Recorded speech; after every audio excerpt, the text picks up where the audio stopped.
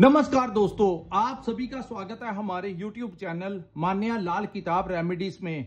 आज मैं आपके साथ बात करने जा रहा हूं कुंभ राशि के बारे में और आज का मुख्य टॉपिक होगा देव गुरु बृहस्पति का अतिचारी गोचर, जो कि 14 मई 2025 को वृषभ राशि को छोड़कर मिथुन राशि में प्रवेश कर जाएंगे। और इस बड़े परिवर्तन का कुंभ राशि के जातकों के ऊपर कैसा प्रभाव होगा, ये वीडियो आप लोगों के लिए बहुत इंपॉर्टेंट होने वाला है। क्योंकि दोस्तों, जिस प्रकार शनि राहु केतु के पास अपने अधिकार क्षेत्र हैं, इसी प्रकार गुरु बृहस्पति जो होते हैं, इनको धन का स्वामी और ज्ञान का कारक कहा जाता है। ज्ञान वो वाला नहीं जो हमें किताबों से मिलता है। दुनिया में 3 प्रकार के ज्ञान होते हैं। एक वो ज्ञान होता है जो किताबों से पढ़कर हमें पता लगता है। दूसरा मौखिक ज्ञान होता है, ओरली, जो हम किसी से सुनते हैं फिर समझते हैं। एक तीसरा ज्ञान होता है दोस्तों, जो अंदर ही अंदर हमको मिलता है, कुदरत की देन होती है, ईश्वर की देन होती है, जिसको हम गॉड गिफ्टेड नॉलेज भी कहा जाता है। आपने अपने समाज में कुछ ऐसे जातक देखे होंगे जो बड़े मध्यम से परिवार में उन्होंने जन्म लिया, लेकिन ज्यादा पढ़ाई लिखाई ना कर कर भी उन्होंने एक बहुत बड़ा एम्पायर खड़ा कर लिया, अपने आप को बहुत ही आगे ले गए। क्योंकि ये इनको जो ज्ञान होता है, इनको जो समझ होती है, वो अन्य लोगों से बहुत ज्यादा होती है। ऐसे जातक अपनी लाइफ में हर तरीके की परिस्थिति को बड़ा ही अच्छे से मैनेज कर लेते हैं। अपने घर परिवार, बिजनेस, नौकरी, हर चीजों को ये मैनेज करने की क्षमता रखते हैं। इसीलिए जो बड़े धर्म गुरु के प्रचारक होते हैं, जो हमारे शिक्षक होते हैं, जो अकाउंट मेंटेनर्स होते हैं, जो चार्टर्ड अकाउंटेंट होते हैं, जो शेयर मार्केट का काम करते हैं, ट्रेडिंग करते हैं, ऐसे जो जातक जो होते हैं वो साधारण लोगों से अन्य बुद्धि के जातक होते हैं। आम इंसान इतना डीपली नहीं कर पाता जितने ये उलझे हुए लोग होते हैं। तो एक ऐसा ग्रह जब किसी अन्य भाव में परिवर्तन करेगा तो कुंभ राशि के जातकों के ऊपर इसका कैसा प्रभाव होगा। दोस्तों, जब भी गुरु अतिचारी हुए हैं, साधारण तौर पर देखा गया है, गुरु जब एक भाव को छोड़ के दूसरे भाव में जाते हैं तो एक ही भाव में 1 वर्ष से कुछ अधिक समय तक ये रहते हैं। वहां पर वो कभी वक्री हो जाते हैं तो कभी मार्गी हो जाते हैं। लेकिन कुछ वर्षों के पश्चात ऐसी स्थितियां बनी हैं जब गुरु अतिचारी हो जाएंगे। कहने का भाव, ये 14 मई को जो परिवर्तन होगा, इसके पश्चात कुछ ही महीनों के पश्चात 18 अक्टूबर 2025 को ये मिथुन राशि को छोड़कर कर्क राशि में चले जाएंगे। फिर 5 दिसंबर को ये वक्री होकर वापिस फिर मिथुन राशि में आ जाएंगे। सो जो एक भाव में बैठकर इन्होंने 1 वर्ष तक जो कार्य करना था, ये 4-5 महीनों में ही वो कार्य जो है वो निपटा देंगे। सो अतिचारी गुरु जो होते हैं, ये ऑक्सीजन के कारक भी होते हैं। हम जिस ऑक्सीजन के सहारे अपना जीवन जीते हैं, इसके अतिचारी होने से ऑक्सीजन लेवल में भी कुछ कमी देखने को मिलेगी। ये जो जंग का माहौल बना हुआ है, ये जो वातावरण दूषित हो रहा है, ये इसी कारणों से एक तो गुरु अतिचारी होने वाले हैं, दूसरे जो बड़े परिवर्तन हुए हैं, जैसे शनि जब परिवर्तन पहले 2019 में किया था तो कोविड आ गया। उसके पश्चात जब दूसरी बार वो कुंभ राशि में गए तो आपने देखा होगा रशिया यूक्रेन का वार लग गया। और इस बार जो मीन राशि में, अंतिम राशि मीन में गोचर किया है, तो आपने देखा होगा कि इस ब्रह्मांड की आपस में, हमने अपनी पिछली वीडियो में भी बता दिया था कि जंग का माहौल जो है, वार का माहौल जो है, वो बहुत ही ज्यादा चरण में चला जाएगा। और वही स्थितियां जो है इस समय पैदा हो गई। सो आइए जानते हैं दोस्तों, आपके ऊपर इसका कैसा प्रभाव होगा। आपकी राशि, ये जो सामने मैंने कुंडली बनाई है, ये आपकी जन्म राशि जिनकी कुंभ है उनकी कुंडली है। जिनकी नाम से कुंभ राशि है उनके लिए ये बातें इंप्लीमेंट होंगी। हालांकि यहां पर देखा जाता है कि किस ग्रह की महादशा या अंतरदशा चल रही है, लेकिन अतिचारी हुए गुरु तेज रफ्तार से भागेंगे, इसके अपने ही मायने होंगे। दोस्तों, यहां पर ये जो आज की वीडियो है, ये चंद्र राशि के ऊपर आधारित है। आपकी कुंडली के अनुसार ये गोचर जो है पंचम भाव में होगा। पंचम भाव जो होता है, ये हमारी संतान का भाव होता है। गुरु जो है वो 3 भावों में अच्छे नहीं माने जाते। दूसरा, पंचम और 9th हाउस जो होता है। तो पंचम भाव में गुरु का बैठना, मैं आपको बताऊंगा गुरु जहां पर बैठेंगे, और वहां से गुरु के बारे में कहा जाता है कि जिन भावों के ऊपर अपनी दृष्टियां डालते हैं उन भावों को बड़ा शुभ कर देते हैं, लेकिन जहां पर बैठते हैं उन चीजों को थोड़ा सा कम कर देते हैं। तो यहां पर गुरु का बैठना आपकी संतान प्राप्ति के योग तो वो बनाएंगे, लेकिन अपने आपकी संतान के प्रति थोड़ा सा विवादित हो सकते हैं। आपको कुछ ना कुछ चिंताएं अपनी संतान को लेकर यहां पर सता सकती हैं, चाहे उनके करियर को लेकर, उनके परिवार को लेकर, उनके बिजनेस को लेकर, कुछ ना कुछ आपके दिमाग में उनकी एजुकेशन को लेकर, पढ़ाई लिखाई को लेकर कुछ ना कुछ चिंताएं जो हैं ये बढ़ा सकते हैं। दूसरी बात, इस भाव को हमारी मैनेजमेंट का भी भाव कहा जाता है। तो मैनेज किस प्रकार से करना है उसके बारे में आपको थोड़ा धैर्य रखकर चलना होगा। जल्दबाजी में लिए गए फैसले आपके पक्ष में नहीं होंगे। सो मैनेजमेंट करते हुए, चाहे अपने बॉस के साथ कोई मीटिंग है, अपने एम्प्लॉयज के साथ, चाहे आप कहीं पर नौकरी करते हैं, चाहे अपना व्यापार करते हैं, पैसा किस जगह पर इन्वेस्ट करना है, कहां पर नहीं करना है, बुद्धिमान वही होगा जो सोच समझ कर फैसला लेगा। लोग हमें कहते हैं कि आप उपाय क्यों नहीं बताते। दोस्तों, उपाय एक अलग बात होती है। ये उपाय वो होते हैं जब आपको रास्ता बता दिया जाए कि इस रास्ते पे अगर आप जा रहे हो तो अगली जगह पर टर्निंग पॉइंट आएगा, आपने ऐसे नहीं चलना, आपने उस साइड से निकलना है, तभी जाकर आप मंजिल की तरफ बढ़ोगे।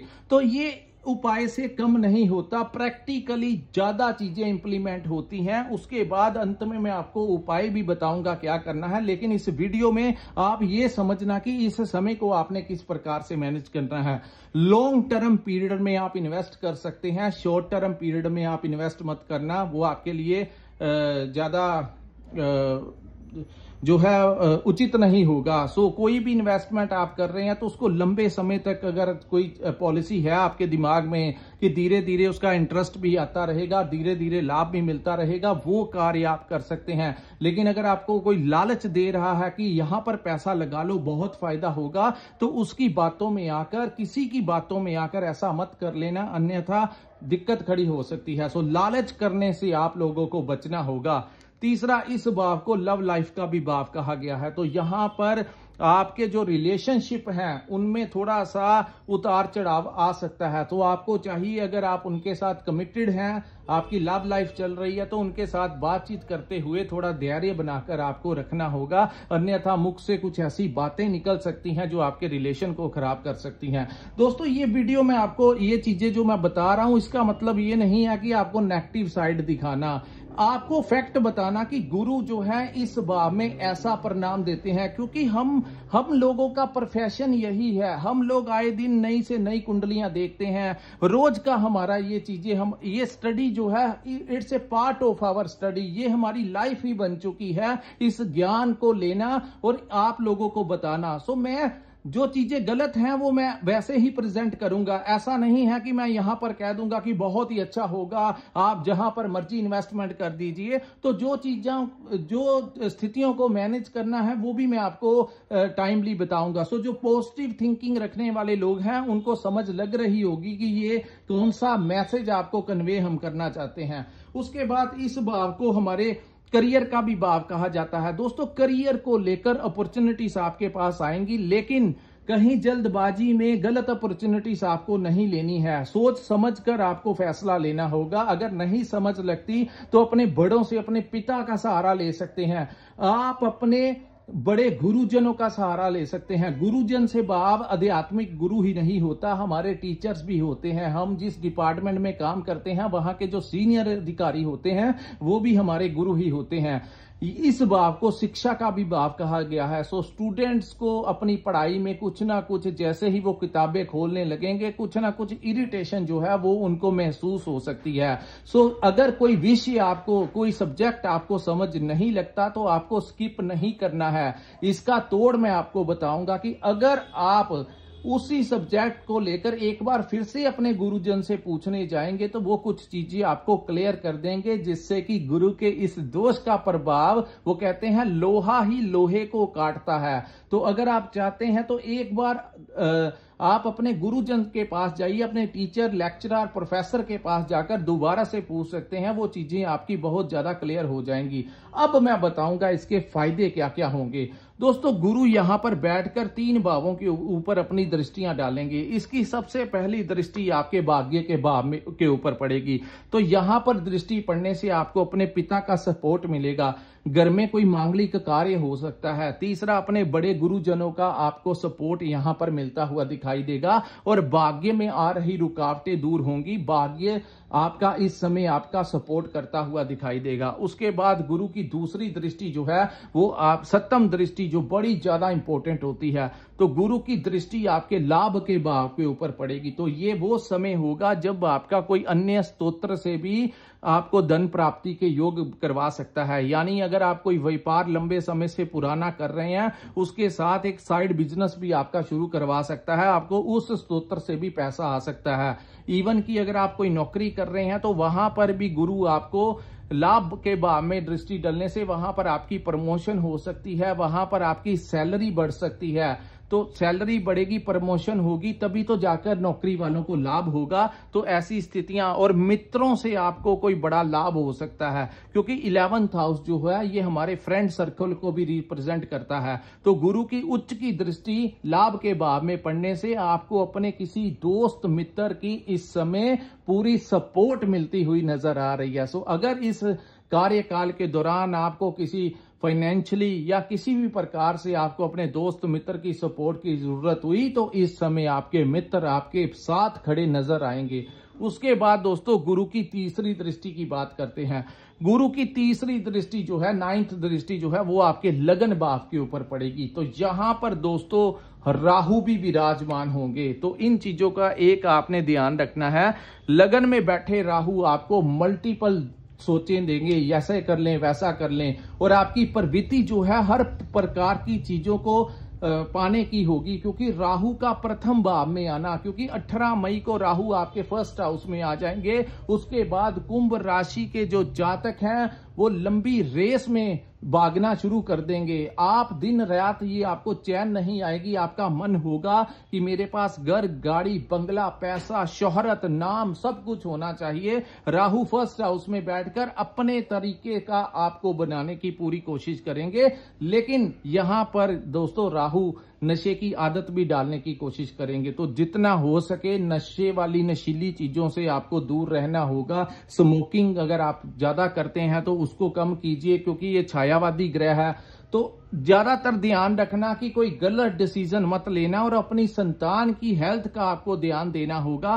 खास करके जो गर्भवती महिलाएं हैं कुंभ राशि की, अगर वो प्रेगनेंसी में है तो उनको बहुत ज्यादा ध्यान रखना होगा, क्योंकि राहु की दृष्टि भी गुरु के ऊपर पड़ेगी। उसके बाद इन चीजों को विराम तब मिलेगा जब गुरु जो हैं आपके 6ठे भाव में गोचर करके अपनी उच्च राशि कर्क में प्रवेश कर जाएंगे। वहां पर वो आपको, अगर आप कोई लोन लेना चाहते हैं, और ये जो चेंज होगा ये होगा दोस्तों अक्टूबर 18 के दिन, 18 अक्टूबर 2025 को गुरु आपके पंचम भाव को छोड़ के 6ठे भाव में प्रवेश कर जाएंगे। और आपके धन स्थान में जो शनि बैठे हुए हैं उनके ऊपर गुरु की दृष्टि, ये दोनों ही ग्रह एक दूसरे के ऊपर जब दृष्टियां डालेंगे तभी जाकर आपको यहां से धन प्राप्ति के योग बनेंगे, आपको डूबा हुआ धन प्राप्त होगा। हालांकि 6ठे भाव में बैठे गुरु आपकी हेल्थ में कोई प्रॉब्लम क्रिएट कर सकते हैं। तो यहां पर आप लोगों को चाहिए जितना 24 घंटे में से आपके करियर के लिए, आपकी पढ़ाई के लिए, आपके परिवार के लिए जो चीजें जरूरी हैं, उतना ही जरूरी आपकी हेल्थ भी है। तो 18 अक्टूबर से पहले पहले ही आप लोग रूटीन में 24 घंटे में से आधा 1 घंटा निकालकर एक्सरसाइज करने की कोशिश कीजिए, क्योंकि हेल्थ इस वेल्थ, किसी ने कहा हेल्थ इज वेल्थ। अगर आपकी सेहत तंदुरुस्त रहेगी तो जिंदगी में आप बहुत कुछ अचीव कर पाएंगे। और जब ये गुरु 6ठे भाव में जाएंगे तो उस समय आपको ये कर्ज भी दिलवा देंगे, चाहे वो प्रॉपर्टी लेने के लिए हो, व्हीकल लेने के लिए हो, किसी भी कार्य के लिए हो। अक्टूबर के पश्चात अगर आप कोई लोन लेना चाहते हैं तो अक्टूबर के पश्चात ही आपको, हालांकि वहां पर वो आपको कंपटीशन जरूर देंगे, आपके जो राइवल्स होंगे, जो आपके शत्रु होंगे, वो आपके ऊपर हैवी होने की कोशिश करेंगे। ये चीजें अक्टूबर के पश्चात होंगी, उसके ऊपर हम एक अलग से वीडियो बनाएंगे। लेकिन फिलहाल जो गुरु का गोचर होगा वो काफी हद तक कुंभ राशि के लोगों के लिए कुछ चीजों में सावधानी यूज करने के लिए है और कुछ चीजों के लिए ये विशेष लाभकारी आप लोगों के लिए सिद्ध होने जा रहा है। दोस्तों, ये बड़ी तेजी के साथ ये 4 महीने में गुरु अपना परिणाम देंगे, क्योंकि अतिचारी गोचर है। ये बहुत कम लंबे समय के लिए एक ही भाव में नहीं आए, ये बड़े शॉर्ट टर्म के लिए 4 महीनों के लिए इस भाव में आए हैं। इसके पश्चात वो इन्हीं 4-5 महीनों में जैसी स्थिति मैंने बताई है वैसी ही स्थितियां आप के साथ कर सकते हैं। आपको चाहिए इस समय अपनी संतान के साथ एक आंख अपने कारोबार के ऊपर रखना, तो दूसरा अपनी संतान के ऊपर भी रखना कि कहीं वो किसी गलत रास्ते में ना चले जाएं।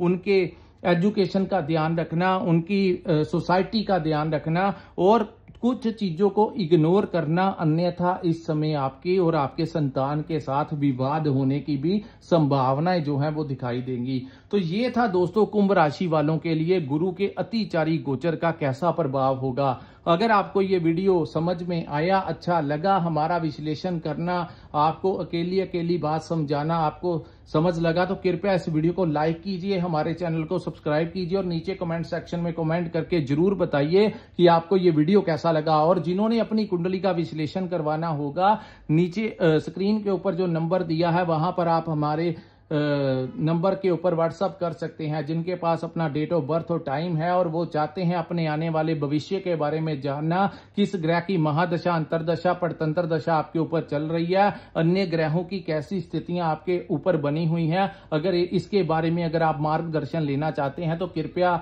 हमारे दिए गए नंबर के ऊपर व्हाट्सएप के जरिए आप हमसे मार्गदर्शन ले सकते हैं। इसी के साथ इस वीडियो को मैं विराम लगाता हूं। नमस्कार, जय माता दी।